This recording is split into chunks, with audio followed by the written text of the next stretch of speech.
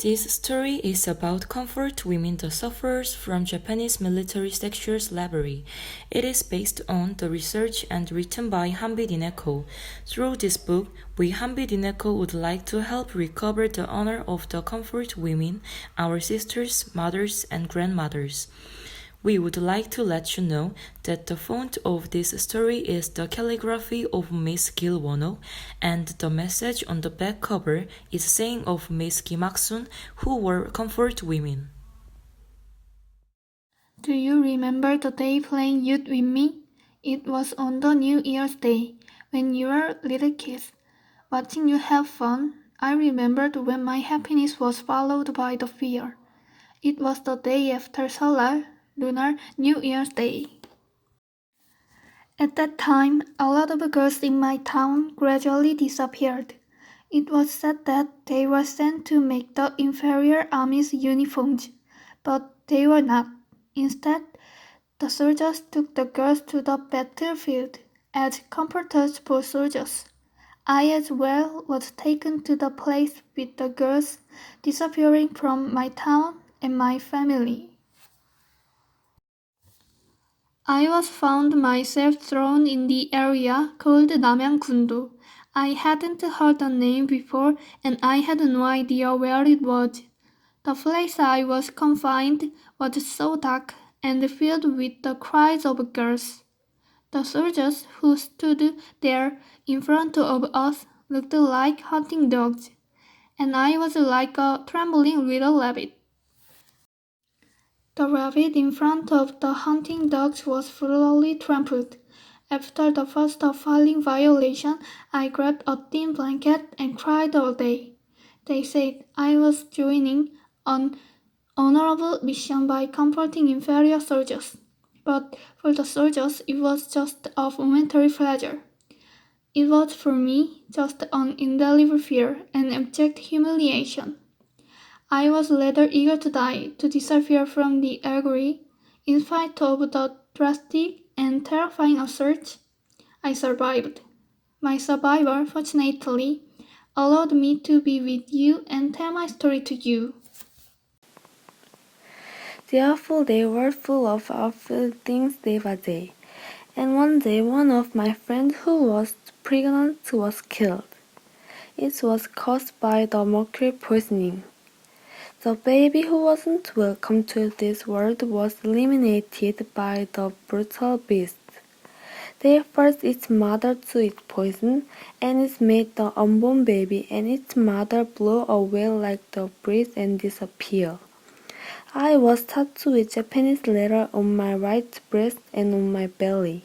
The tattoo inscribed on my body were like a sentence by the brutal era. I was innocent, but I was guilty, they say. I wanted and was ready to be a pretty flower, but I couldn't blossom. They forced me not to bloom. In those days, I was already robbed of everything I had. The only thing I could have was my life, and the only thing I was worried about was losing my memory from before the darkness. So I tried not to forget them while watching the light from the star in the night sky, drawing the face that I loved and that loved me on the canvas of the sky above. Even in the wind-swept winter fields, a warm spring breeze blew. I had escaped from the darkness. It was the season of spring, but the winter hadn't gone yet. I was, fortunately, able to go back to my hometown and have a chance to return to the place I had belonged. Our neighborhood, however, had changed a lot while I was away, and my family, my mom and dad, were not in my memories anymore. People who seemed to recognize me looked at me with contempt. There wasn't any place nor any people to welcome me to my home. I inquired here and there after my mother and father, but I couldn't find any news. They must have looked for me, missing me anxiously, I thought. They would have passed away, I guessed. From that moment on, I was hardly able to remember the faces of my mother and father. Finally, I decided to leave my country, which didn't give me any comfort. I left for Gandong in China and tried to live a new life. Everything was new, strange, and terrifying again, but I was determined to survive again. No one saw me with contempt. They just didn't see me. I was alone. Life in Gando became similar to that of my hometown. I wasn't able to get along with people. When I walked, I just couldn't help but shrink down the street and huddle into myself. I could not stand up to the world strongly. I found myself scared of people. I was too exhausted to live in a world without people who could support me. People didn't see me as a part of their world, and I couldn't find anyone as my neighbor. I gradually wilted away. I was ready to disappear from this world. One day I discovered some flowers by chance. The flowers that showed a strong will suddenly captivated me. The flowers stood up against the beating wind. Watching the flowers, I shed a tear hoping to be like those flowers. I pledged to no longer be discouraged, to never give in to anything. The name of the flowers is 무궁화, and the meaning of its name is eternal blossom that will never fade. The blossom close in the evening, but bloom again in the morning. I was the flower that fell to the ground, but I promised myself, be the one blooming again. My beloved grandchildren, my adorable sweethearts, I would like to grow with strength like 무궁화, enduring the harsh cold wind, overcoming the darkness. There were many girls who went through this hard time together.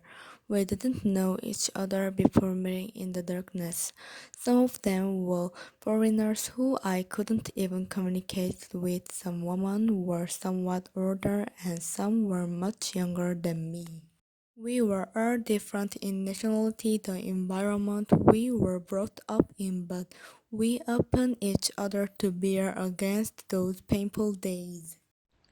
We used to talk about why this awful thing happened to us, and we wished that we hadn't slept in fear and hadn't met sunrises with sounds of gunshot. Why did these awful things happen to us? Why was there only hatred and dreadful violation around us, instead of the things that could give us love and peace? The place was just full of tragedy, anger and anxiety, fury and frustration. The only hope to stop the tragedy, even in the middle of the madness, was find love. But in this madness, there was no possibility to find love.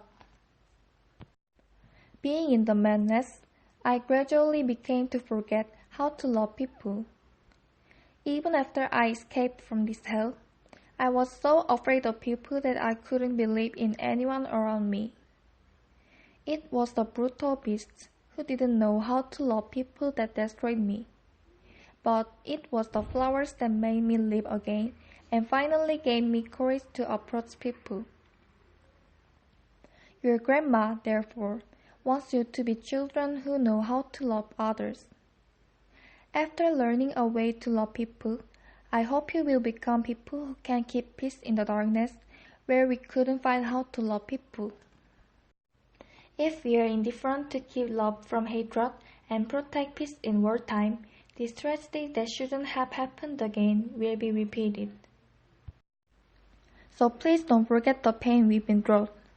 I want you to remember that we had a hard time you can't even imagine. I, therefore, would like to call all of you my grandchildren. All of you who received this letter, I want you to be my grandchildren. To my grandchildren, I would like to share this sad story, and I would like you to promise this to me. Have a happy life loving each other with dauntless strength. Don't waste your time worrying the darkness is coming. You're living in your blossom like this, and you deserve to be happier than flowers. So again, I would like to ask you to be like 무궁화, flowers that fade in the evening and start to bloom again in the morning, with courage that faces up to the biting wind, and with love that makes you empathize others' hurts. You will bloom like the most beautiful flowers in the world. To you who will live just like 무궁화, I leave you this long letter. In the season when 무궁화 is making buds, with much love, your grandma, the girl helping to comfort your life, who was called the comfort woman.